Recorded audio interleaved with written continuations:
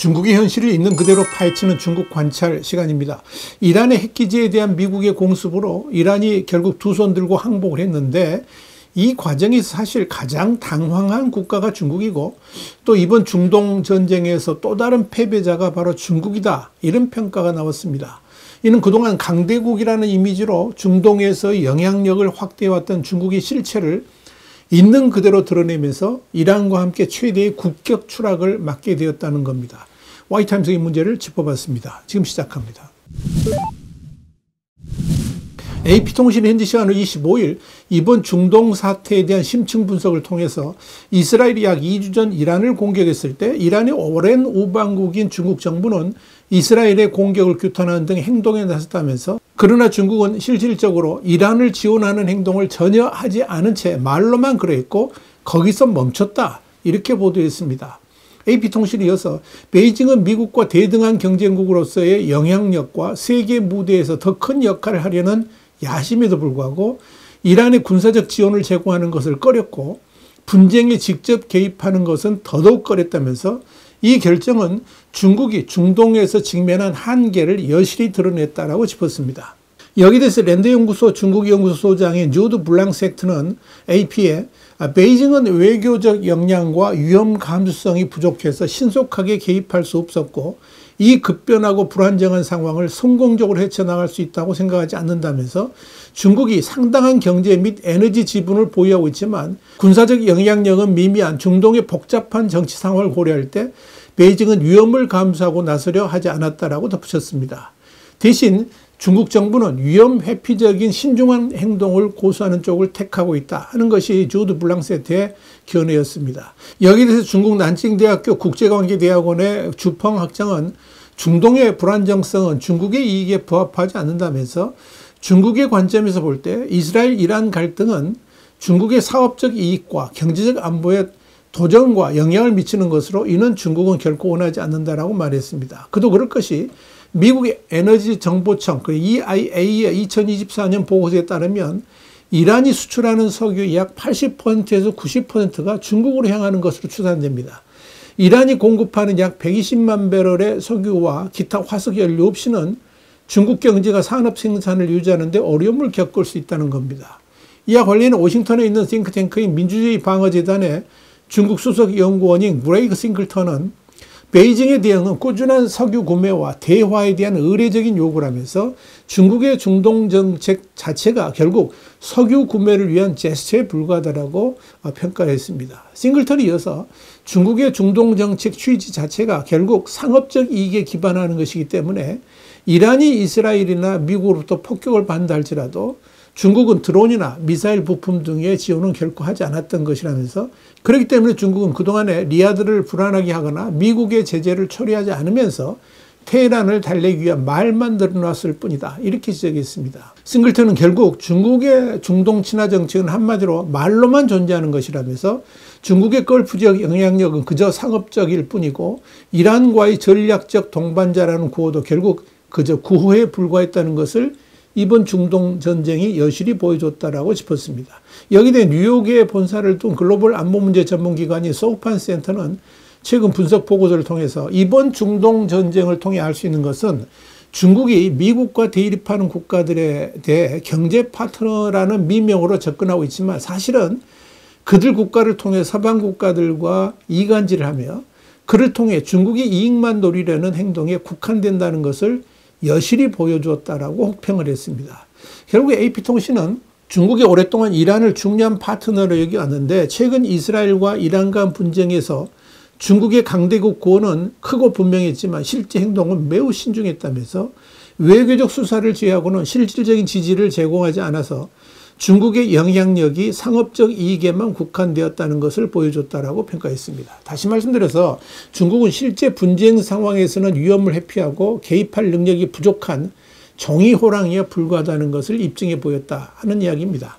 이렇게 중동의 맹주라고 자부했던 이란이 사실은 그저 종이 호랑이에 불과하고 그 이란을 전략적 동반자라면서 사실상의 동맹관계라고 널리 선전해왔던 중국 입장에서는 이란의 핵시설 파괴가 그야말로 당혹스러울 수밖에 없을 겁니다. 이는 중국의 지정학적 구조에 엄청난 영향을 미쳤을 뿐만 아니라 중국의 중동 전략에 차질이 불가피해졌습니다. 그렇기 때문에 일부 중국 전문가들은 이번 이란의 핵시설 파괴가 중국의 지도부를 사실상 공황 상태에 빠뜨렸다는 평가까지 내놓을 정도입니다.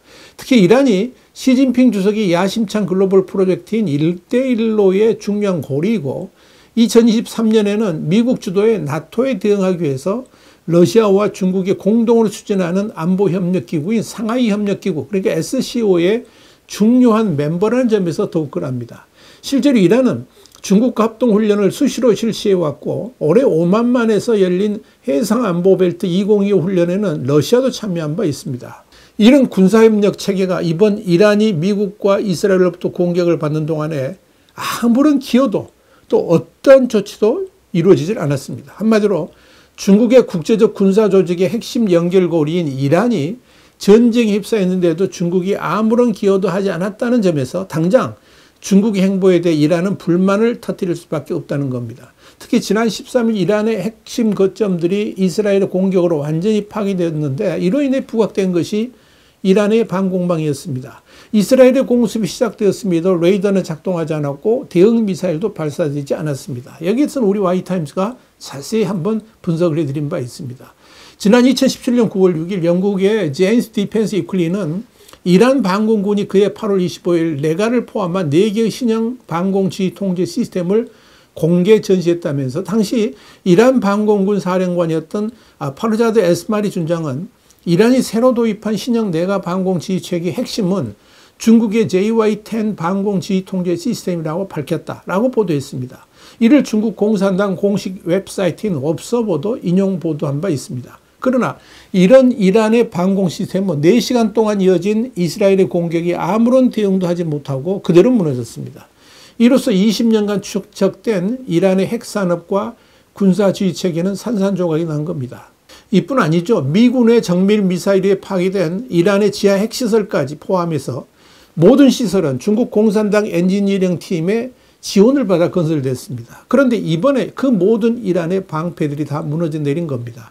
이는 사실상 중국의 시스템이 미국과 이스라엘의 공격에 전혀 대응하지 못했다는 것을 보여줌으로써 이란에서의 중국의 신뢰는 그야말로 땅에 떨어질 수밖에 없는 상황이 됐습니다. 한마디로 개망신을 당한 겁니다. 이런 상황에 대해 전 베이징대 교수였고 현재는 호주에 망명 중인 유한홍빙은 자신의 X계정을 통해 이스라엘의 이란 공격 첫날 중국의 공산당이 신속하게 대응했지만 시간이 흐르면서 그 태도가 완전히 달라졌다라고 짚었습니다. 이스라엘의 이란 공격이 시작되자 중국 공산당 서기천은 외교부를 통해서 전 세계 각국 대사관과 영사관에 대규모 외교전에 대비하라고 촉구하면서 이스라엘의 이란에 대한 침략을 전면적으로 비판하며 이란의 반침략을 확고히 지지했습니다. 동시에 선전부와 주요 관영 언론사에도 동일한 지시가 내려졌습니다. 그런데 불과 36시간 후 지시가 갑자기 바뀌었고 모든 선전은 평화라는 주제로 변경됐고요. 또 양측 간의 화해를 촉구하고 이스라엘 공격을 상당히 톤을 낮춰 비난했습니다. 이런 내용은 중국 공산당 타도를 외치는 대기원 15에서도 보도된 바 있습니다. 이와 관련해 유한홍빙은 중국 공산당 내부 관계자들의 정보를 인용해서 중국 공산당 당국은 이스라엘이 이란군 전군의 지휘관들을 거의 제거하고 이란에서 가장 유명한 핵무기 과학자들을 24시간에서 36시간 안에 정확하게 제거할 것이라고는 전혀 예상하지 못했다면서 이 정보는 중국 공산당에 큰 충격을 줬다라고 설명했습니다. 유한홍빙은 이어서 전쟁 초기에 이란군 지도부가 대규모로 참수되었기 때문에 이란은 전쟁 내내 거의 수동적인 상태에 머무를 수밖에 없었고 이란 영공은 이스라엘 전투기가 자유롭게 이륙할 수 있을 정도로 완전히 무력화되었는데 이는 중국 공산당 예상을 완전히 벗어난 것이었다라고 짚었습니다. 유한홍빙은 또한 전쟁 발발 6일째 되는 날 중국 공산당 중앙위원회 대만 공작 지도조, 시진핑 주석이 지도부 조장인데요. 이 대만 공작 지도조의 지휘를 받는 중국 공산당 대만 사무판공실이 푸진성 국무원 대만 사무판공실에 그 이스라엘의 이란 주요 지역 전면 침투 전술을 연구하고 이를 대만 해협에서 발생할 수 있는 향후 전쟁에 접목할 방안을 모색하라는 명령을 내렸다라고 설명했습니다.